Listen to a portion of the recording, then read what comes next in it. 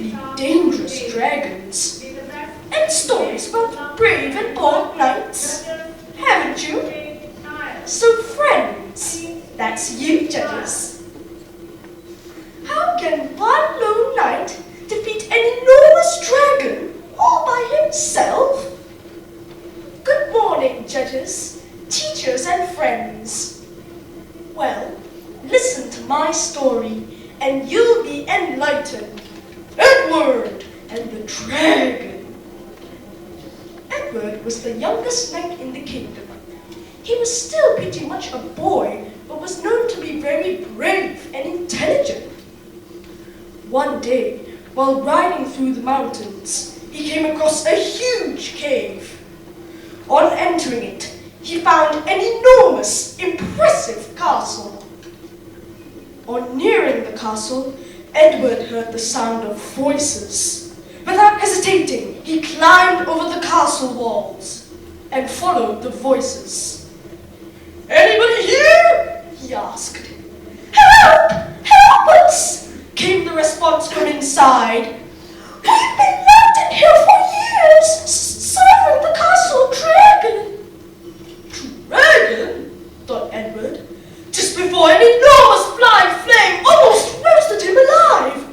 Edward spun silently around and, addressing the terrible dragon face to face, said, "It's all right, dragon. I forgive you for what you just did. You probably didn't know it was me." The dragon was very surprised at words like these. He never expected anyone to stand up to him, and certainly not in such a brazen manner. "Prepare to fight, wolf! I don't give a fig who you are!" roared the dragon. "Oh, wait a moment. Well, it's clear that you don't know who I am. I am the guardian of the great crystal sword!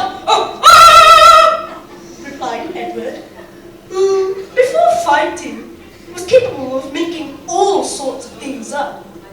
"You well know that the sword has killed dozens of ogres and dragons, and that if I unsheathe it, it will fly straight into your neck and kill you."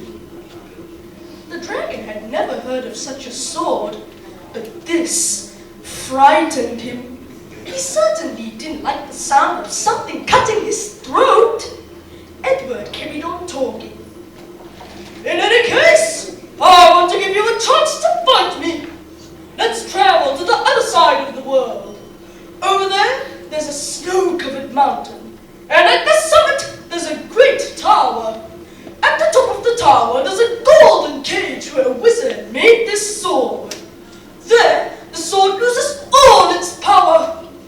I'll be there, but will only wait for you for 5 days."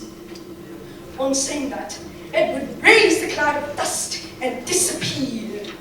The dragon thought Edward had performed some kind of magic, but he had only hidden in some bushes.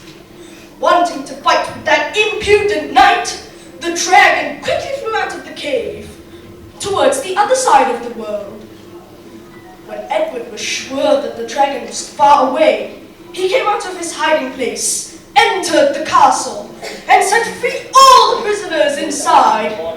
Some had been missing for many years, and when they returned home, everyone praised Edward's great intelligence. And what about the dragon? Well, can you believe that on the other side of the world, there is really a snowy mountain with a big tower on top and a gold cage on top of that? Well, yes, the dragon squeezed into the cage and couldn't get out. And there he remains, hoping that someone intelligent will one day come and rescue him. So, my friends, what's the moral of the story?